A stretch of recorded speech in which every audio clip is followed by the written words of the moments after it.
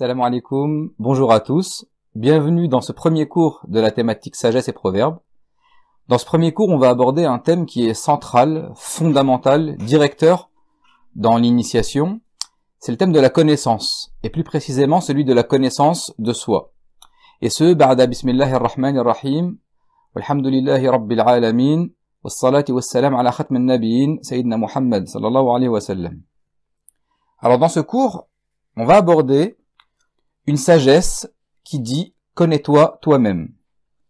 Cette sentence, cette sagesse, elle a été attribuée à Platon, à Socrate, à Pythagore, en gros à l'ensemble des philosophes grecs, pré- et post-socratiques, mais en réalité, en tant que sagesse, en tant que vérité, elle n'appartient ni à l'un ni à l'autre. Elle n'appartient même pas à la sagesse et à la philosophie grecque en tant que telle, vu qu'elle dépasse les limites de la philosophie.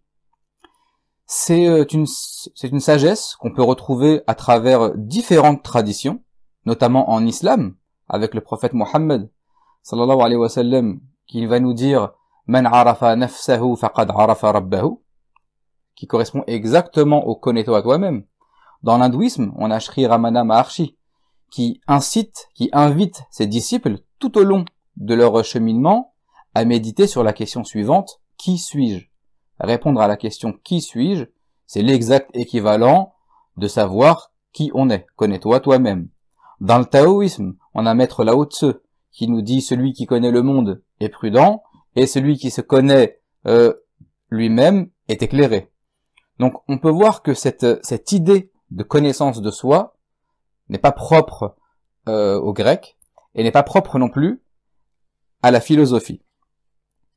Mais ce qui s'est passé, pire encore, c'est que après avoir été dégradé à n'être que de la simple philosophie, la dégradation a continué pour devenir une espèce de psychologie, une question psychologique, qui je suis, j'aimerais me connaître, tout en dégradant en même temps le sens du jeu, le sens de l'identité profonde, pour devenir aujourd'hui un sujet de conférences des coachs en développement personnel qui ont complètement inversé donc le soi, la confiance en soi, la connaissance de soi, avec le moi. Donc le soi, on le rappelle, c'est l'identité universelle, alors que le moi, c'est l'identité individuelle.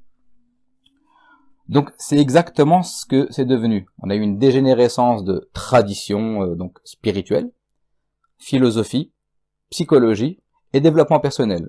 Et donc aujourd'hui, les gens qui suivent ces séminaires, c'est pour se faire des amis, par exemple, ou pour réussir dans les affaires, ou pour apprendre à parler en public, etc., etc.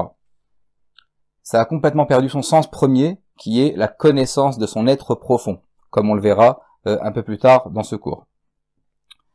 Et cette dégradation, cette rupture, elle s'est faite à cause d'un élément particulier et essentiel, qui est la confusion entre le domaine psychique et le domaine spirituel. Encore un sujet qu'on va aborder dans ce cours et que je développerai un peu plus tard, Inch'Allah. Donc, la connaissance de soi, le soi véritable, ne peut pas être obtenue par de la philosophie ou par de la psychologie. Parce qu'il faut sortir de ce domaine individuel pour entrer dans l'universel. Ça signifie que ça ne peut être obtenu, que par une discipline qui mène à l'universel.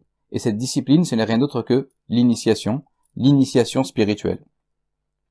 Donc, cette confusion psychique spirituelle, aujourd'hui, on la retrouve à tous les niveaux. Même dans l'islam, j'ai envie de dire, lorsque des personnes, par exemple, vont se mettre à confondre al-batin avec al-ghaib, en mettant ces deux termes sous la traduction de l'invisible. De quoi on parle en réalité quand on parle d'invisible? Il y a les confusions entre nafs et ruh. Il y a les confusions entre l'intellect profond, donc l'intellect qui est la faculté intérieure de captation, et la raison, qui découpe ce que l'intellect reçoit. Donc c'est tout ce qu'on va aborder dans ce cours, Inch'Allah. Allahumma salli ala Muhammad wa ali Muhammad. Allahumma صل على